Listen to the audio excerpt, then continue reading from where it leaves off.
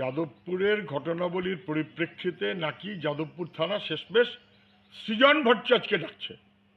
সৃজন যাদবপুরের প্রাক্তন ছাত্র ফেডারেশনের গোটা দেশের সর্বভারতীয় যুগ্ম সম্পাদক, সবাই চেনে। ডেকেছে, যাবে, একবার 10 বার যাবে, কিন্তু তার আগে এই প্রশ্নের উত্তর তো পুলিশকে দিতে হবে। ভিডিও পেয়েছে, সেইটার ভিত্তিতে প্রশ্ন করেছে বলে সৃজনকে ডাকা হলো পুলিশে। বেশ করেছে, ডেকেছে, আবার 10 বার ডাকুক, আরো 20 বার যাবে, কিচ্ছু এসে যায় না। কিন্তু যার গাড়ির তলায় চাপা পড়লো তাকে কি ডেকেছে পুলিশ? যে গাড়ি চালাচ্ছিল তাকে কি ডেকেছে পুলিশ?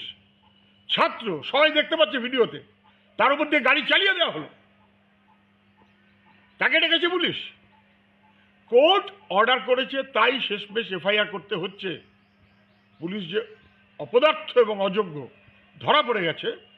সৃজনকে ধরার পর, ডাকার পর, ইত্যাদি ইত্যাদি করার পর উত্তর যখন দেবে সৃজন, তখন প্রথমেই প্রশ্নের উত্তর দিতে হবে যে কেন এখনো পর্যন্ত অপরাধীদের চিহ্নিত করতে পারলো না, ধরতে পারলো না, ব্যবস্থা নিতে পারলো না।